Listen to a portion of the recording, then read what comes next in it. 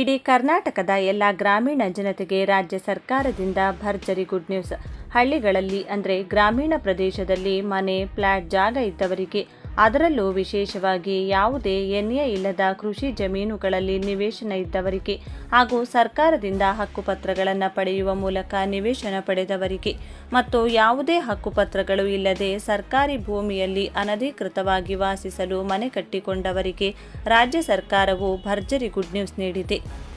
ಬನ್ನಿ, ಗ್ರಾಮೀಣ ಆಸ್ತಿ ಮಾಲೀಕರಿಗೆ ರಾಜ್ಯದ ಎಲ್ಲ ಫ್ಲಾಟ್, ಮನೆ, ಜಾಗ, ನಿವೇಶನ ಇರುವ ಪ್ರತಿಯೊಬ್ಬರಿಗೂ ಅನಧಿಕೃತವಾಗಿ ಹೊಂದಿರುವ ಆಸ್ತಿಗಳನ್ನು ಅಧಿಕೃತಗೊಳಿಸಿಕೊಳ್ಳಲು ಗ್ರಾಮ ಪಂಚಾಯಿತಿಗಳಲ್ಲಿ 11B ಹಾಗೂ ಫಾರಂ ನಂಬರ್ 11A ಮತ್ತು ಫಾರಂ 9 ಜೊತೆಗೆ ಎ ಖಾತೆ ಹಾಗೂ ಬಿ ಖಾತೆಗಳನ್ನು ಮಾಡಿಕೊಳ್ಳಲು ಎಲ್ಲರಿಗೂ ಸುವರ್ಣ ಅವಕಾಶ ನೀಡಲಾಗಿದೆ.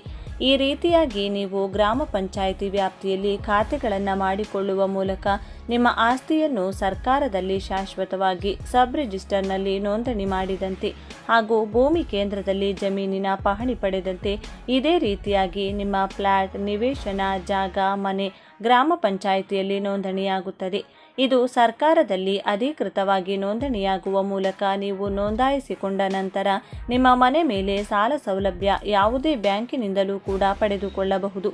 ಒಂದು ವೇಳೆ ನಿಮ್ಮ ಖಾಲಿ ನಿವೇಶನ ನೋಂದಣಿ ಮಾಡಿಕೊಂಡಿದ್ರೆ ಆ ಜಾಗದಲ್ಲಿ ಮನೆ ಕಟ್ಟಿಕೊಳ್ಳಲು ಕೂಡ ಬ್ಯಾಂಕ್ನಿಂದ ಸಾಲ ಸೌಲಭ್ಯ ಪಡೆದುಕೊಳ್ಳಬಹುದು. ಯಾಕೆಂದರೆ ಅಧಿಕೃತವಾಗಿ ಆಸ್ತಿಯು ನೋಂದಣಿಯಾಗಿದ್ದು ಅದು ನಿಮ್ಮ ಹೆಸರಿಗೆ ಶಾಶ್ವತವಾಗಿ ಉಳಿದುಕೊಂಡಿರುತ್ತದೆ.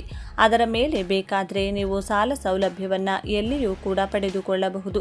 ಒಂದೇ ಮಾತಿನಲ್ಲಿ ಹೇಳಬೇಕು ಅಂದರೆ ನಿಮ್ಮ ಆಸ್ತಿಯು ಗ್ರಾಮೀಣ ಭಾಗದಲ್ಲಿದ್ದು ಅದು ಅನಧಿಕೃತವಾಗಿ ಖರೀದಿ ಮಾಡಿದರೆ ಅಥವಾ ಸರ್ಕಾರದ ಮೂಲಕ ಹಕ್ಕುಪತ್ರಗಳನ್ನು ವಿತರಿಸುವ ಮೂಲಕ ಸರ್ಕಾರದಿಂದ ನಿವೇಶನ ರಹಿತರಿಗೆ ನೀಡಿರುವ ಆಸ್ತಿಯಾಗಿದ್ದರೆ ಅಥವಾ ಸ್ವಂತ ಮನೆ ಇಲ್ಲದಿರುವ ಕಾರಣಕ್ಕೆ ಸರ್ಕಾರಿ ಜಾಗದಲ್ಲಿ ಮನೆ ಕಟ್ಟಿಕೊಂಡು ವಾಸಿಸುತ್ತಿದ್ರೆ ಅಂಥವರಿಗೆಲ್ಲ ಆಸ್ತಿಯನ್ನು ಶಾಶ್ವತವಾಗಿ ಅವರ ಹೆಸರಿಗೆ ಮಾಡಿಕೊಳ್ಳಲು ಸುವರ್ಣ ಅವಕಾಶ ನೀಡಲಾಗಿದೆ. ಈ ಸ್ವತ್ತು ನಮೂನೆಯನ್ನು ಪಡೆದುಕೊಳ್ಳಲು ಅವಕಾಶ ಕಲ್ಪಿಸಲಾಗಿದೆ. ಬನ್ನಿ, ನೀವು ಕೂಡ ಗ್ರಾಮೀಣ ಭಾಗದಲ್ಲಿ ಅಂದರೆ ಹಳ್ಳಿಯಲ್ಲಿ ಯಾವುದೇ ಆಸ್ತಿ ಇದ್ದರೆ ತಪ್ಪದೆ ವಿಡಿಯೋವನ್ನು ಲೈಕ್ ಮಾಡಿ ಮತ್ತು ಕೊನೆವರೆಗೂ ನೋಡಿ. ಗ್ರಾಮೀಣ ಭಾಗದ ಲಕ್ಷಾಂತರ ಜನರಿಗೆ ತಮ್ಮ ಆಸ್ತಿ ಹಕ್ಕುಗಳ ದಾಖಲೆ, ಈ ಸ್ವತ್ತು ಪಡೆಯಲು ಇದ್ದ ಗೊಂದಲಗಳನ್ನು ಸರಿಪಡಿಸಲಾಗಿದೆ ಹಾಗೂ ಕಚೇರಿಗಳಿಗೆ ಅಲೆಯುವುದನ್ನು ತಪ್ಪಿಸಲು ಕ್ರಮ ಕೈಗೊಳ್ಳಲಾಗಿದೆ.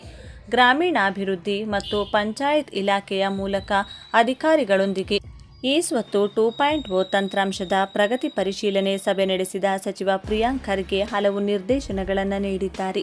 ಗ್ರಾಮೀಣ ಭಾಗದ ನಾಗರಿಕರಿಗೆ ಆಸ್ತಿ ದಾಖಲೆಗಳನ್ನು ಸುಲಭವಾಗಿ ಒದಗಿಸುವ ನಿಟ್ಟಿನಲ್ಲಿ ಇತ್ತೀಚೆಗೆ ಚಾಲನೆ ನೀಡಲಾಗಿದ್ದ ಈ ಸ್ವತ್ತು 2.0 ತಂತ್ರಾಂಶ ಮತ್ತು ನಿಯಮಾವಳಿಗಳಲ್ಲಿ ಕಂಡುಬಂದಿದ್ದ ಪ್ರಮುಖ ನ್ಯೂನತೆಗಳನ್ನು ಈಗಾಗಲೇ ಸರ್ಕಾರ ಸರಿಪಡಿಸಿದೆ.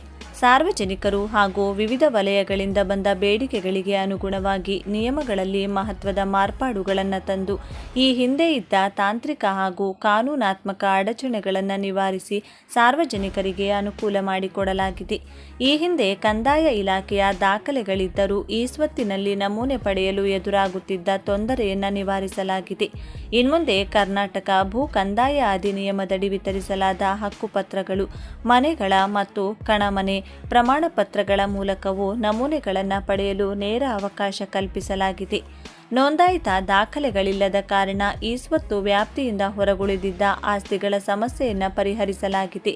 ಕೃಷಿ ಭೂಮಿಯಲ್ಲಿ ವಾಸಿಸುವ ಅಥವಾ ಕೃಷಿ ಉದ್ದೇಶದ ಮೂಲ ಮಾಲೀಕರ ಕಟ್ಟಡಗಳು, ಸರ್ಕಾರಿ ವಸತಿ ಯೋಜನೆಗಳಡಿ ಕೃಷಿ ಭೂಮಿಯನ್ನು ಸೃಜನೆಯಾಗಿರುವ ಕಟ್ಟಡಗಳು, ಗ್ರಾಮ ಠಾಣಾದಲ್ಲಿ ಸೂಕ್ತ ನೋಂದಾಯಿತ ದಾಖಲೆಗಳಿಲ್ಲದ ಕಟ್ಟಡಗಳು, ಅರಣ್ಯ ಹಕ್ಕು ಕಾಯ್ದೆಯಡಿ ಮಂಜೂರಾಗಿರುವ ಆಸ್ತಿಗಳನ್ನು ಈ ಸ್ವತ್ತು 2.0 ತಂತ್ರಾಂಶದ ಮೂಲಕ ನಮೂನೆ ವಿತರಿಸಿ ಗ್ರಾಮ ಪಂಚಾಯಿತಿಯ ತೆರಿಗೆ ವ್ಯಾಪ್ತಿಗೆ ತರಲು ಕ್ರಮ.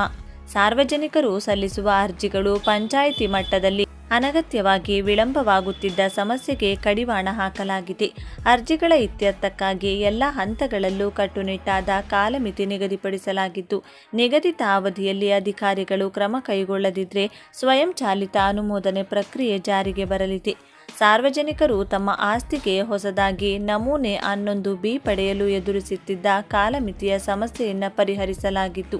ಮೇಲ್ಮನವಿ ಸಲ್ಲಿಸುವ ಅವಧಿಯನ್ನು 30 ಸೆಪ್ಟೆಂಬರ್ 2026ರವರೆಗೆ ವಿಸ್ತರಿಸಲಾಗಿದೆ. ಈ ಮಹತ್ವದ ಬದಲಾವಣೆಗಳಿಂದಾಗಿ ಗ್ರಾಮೀಣ ಭಾಗದ ಲಕ್ಷಾಂತರ ಜನರಿಗೆ ತಮ್ಮ ಆಸ್ತಿ ಹಕ್ಕುಗಳ ದಾಖಲೆ ಇ-ಸ್ವತ್ತು ಪಡೆಯಲು ಇದ್ದ ಗೊಂದಲಗಳನ್ನು ಸರಿಪಡಿಸಲಾಗಿದೆ ಹಾಗೂ ಕಚೇರಿಗಳಿಗೆ ಅಲೆಯುವುದನ್ನು ತಪ್ಪಿಸಲು ಕ್ರಮ ಕೈಗೊಳ್ಳಲಾಗಿದೆ.